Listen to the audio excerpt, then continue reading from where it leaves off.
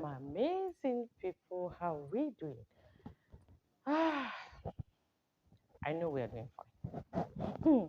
Yes, that I know. I'm confident that we are doing fine. We just need to say thank you, Lord, for making me look beautiful, for giving me all the gifts, for giving for the grace that I have, for what I had, for what I'm having now, and for what I am to have tomorrow. So thank you. It's in order. All right. Um, I'm Lady Caller to begin with. For those who are permanent in the house, those that have paid their rent and they're constantly in our house, they know that we love everything spiritual around here. So stay tuned. If you are a spiritual lover, everybody now is falling into spirituality. We are having some kind of awakeness now. Everybody's getting out of that dilemma, out of that dream world, out of that the blackmail in which many people are trying to keep us there. But many eyes are opening, many things are happening. People are growing more in the spirit world, and I pray every day that God and our ancestors lead us to the right path, because the more the awakening, the more the dangers are happening, the more the evil spirits are being unleashed into the world to cause confusion more. So I pray that your spirit guides identify your level of awakeness fast and guide you through that journey, because it's not an easy journey. It's not. People think that being a gifted child, it's all merry, it's more Christmas. You get up and you just say blue, blah, blue, and things happen the way you want. It is not easy. We go through a lot. Come on, to get up in the morning and you start seeing ghosts passing left and right. You start seeing some spirit standing behind somebody or something happening. It is not funny. It's never easy. So when you are getting into that world, you are having that awakeness, you are getting more into the spirit world. Pray for God's guidance, because you might not you might not meet what you will like. You might meet something more than what you expected. And if you're in the spirit world, you are in the spirit world. You will deal with it. You will learn how to deal with it. Okay? So I wish that we connect with our spirit guides, with our ancestors, with the universe, with God, faster, to be able to guide us through this awakening process. All right? Okay. I'm continuing my story from last time. I'm sure we do remember the pastor and the healer John. Right. Now, where I ended, for those who are lost and for those that are just watching this, I think you need to go back to be able to catch up where we are. All right. As it was, the pastor called upon the Christians, they sad, and pastor wanted them to get into John's world as well, without him getting to force anybody, or without him getting to have to be the one to explain, like you are trying to impose on somebody to choose. It's all about our choice. We choose who to love, who to like, who to follow, who to believe in. So when some certain things are exposed to us, then choose what you will like from there. Okay. So the pastor did not want to preach about somebody. He wanted that direct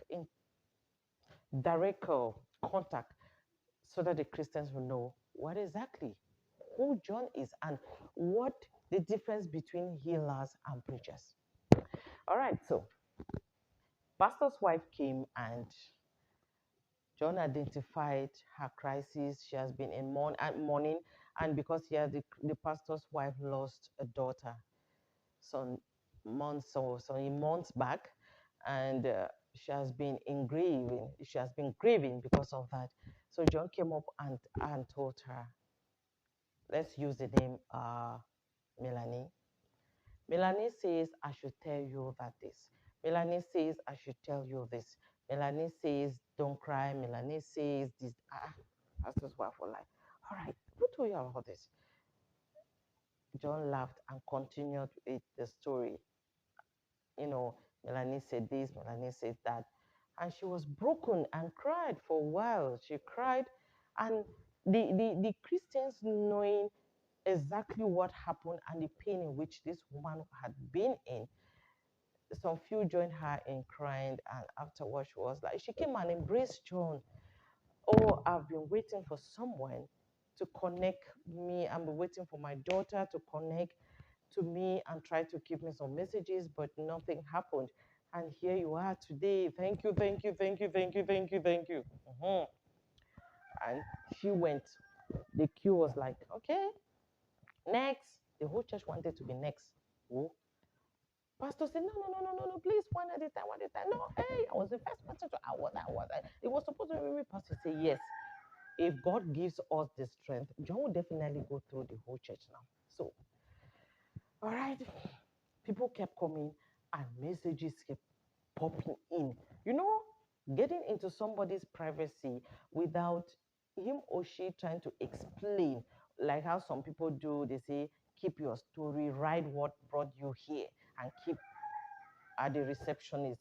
They hand it to somebody, that hand it to somebody, and before they come to church and start announcing that I saw you that this, I had a vision of you that this. After reading a whole story of you, visions start coming. Mhm. But John's own was not like that now. Immediately you are in front of him, he says your story. And the next Sunday came. What? The church was like boom. No space to stand, no space. Because what went round, that this is what happened, and there is a boy that is there is, and the people who were criticizing was like, no, God bless his eyes, so he can see. That guy is like, he interprets dream. He this, he saw my this. That prayer I've been praying for long. Oh, God answered it finally today. Yeah, there is that exposure. You can imagine us now when we feel miracle. When we know that, okay, God now, to our own mind, we always know who God is using and who God is not using. So when God proves now somewhere that I'm using this person, hey, life is good. We start. So that is it. And from there, people started accepting John, and they were coming to his house for counseling, for you know, mm-hmm, now people were coming, and life was more relaxed. People had a relaxed mind, and some people really actually hated themselves for judging and criticizing this guy for long and making him look, but that was that. All right, now what is the lesson here? We are unique, as I said before. We are all unique. God created us differently. Don't think that because you are this and Mr. A is like this, it means that you are more perfect. This person is the devil and you are the angel. No, no. Don't judge without understanding, because people go through a lot. People go through just a lot. So when human beings want to put more pressure, want to criticize more, you see somebody going to the end of the world. I mean, like committing suicide because she feels rejected by the society, by the world, and your own world in which you live in. It's not biscuit even now. And then people have to add with their own criticism. No, it is not fair. So when somebody is and let me rephrase it. If we accept who we are and the unique gift in which we are, which we have, the world will be better because we will learn to work together. All right. If you are a preacher, God has blessed you that this one go to the world and be a preacher. And you go to the next person, you will be a healer. I will heal people through you, whether through medical fee or uh, herbs. You are a healer and you are a healer. He has chosen many ways to heal you. Okay, so we'll learn to work together. And if you're a preacher and this person is a healer, and we get to understand that we work together, the world will be a better place. So you preach. When you are done with your preaching, you call the healer and the healer heals. If you are done with your preaching and you see that there is a case that needs healing, that needs counseling, that needs something else, and God did not grace you with those things, please don't travel far to borrow that power to come and do that healing or to come and perform what you were not graced with. When the thunder of hell comes down on you, it will pick you. Because that is what is happening today, that we are, it's like there's a tussle, that power tussle. This person wants to do what he cannot do. Okay. Mr. A wants to do what he was not born to do. And since we cannot wait for the Holy Spirit to grace us, for the universe to grace us, we rush left and right, travel left and right, looking for powers to come and deceive people, come and blackmail others into, I don't know how I can put it. And then you do your best to criticize others. Hey, don't go to anybody dealing with herbs. It means the person is David.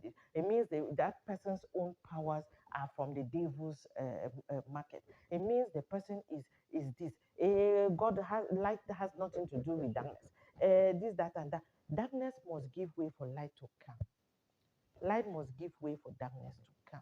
And God created these two things. We are the ones that have decided to choose darkness to do evil and light to do good. And now things are even revolving. The darkness that was the evil, pardon me, that was done in darkness is being done in the broad daylight now. So God Himself is a little bit confused. Should I put another color? Darkness is a problem. Daylight is now a problem. Maybe purple night or purple day will make a difference. We are the ones, humans, that are trying to twist everything to our own satisfaction, to our own selfish satisfaction. So don't sit anywhere and point a finger and or criticize something you don't understand, or something that you understand very well and you want a group of people to heal you or to increase your population or whatever thing. God there is watching, and end time is coming. Those accounts that we are creating, you are creating here, when you die and go to the next world, you will pay back.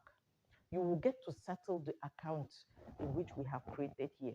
So when we go around doing evil, know that you will be reborn to pay back what you did. If you don't pay back here, you pay back in another world. So please, there's a gift to Caesar what belongs to Caesar, and to God what belongs to God. Let's not mix that up, okay? I'll end here for today. If you have got a lesson, learn. Those who have ears, where are you? All right, let me not frighten you. Thank you for watching. Thank you for always supporting. And please share, because there are people who need to get out of that shell and just love who they are. Bless God for making them who they are. Okay? A special thanks goes to my spiritual family, to my spiritual mother, Sabum Vera.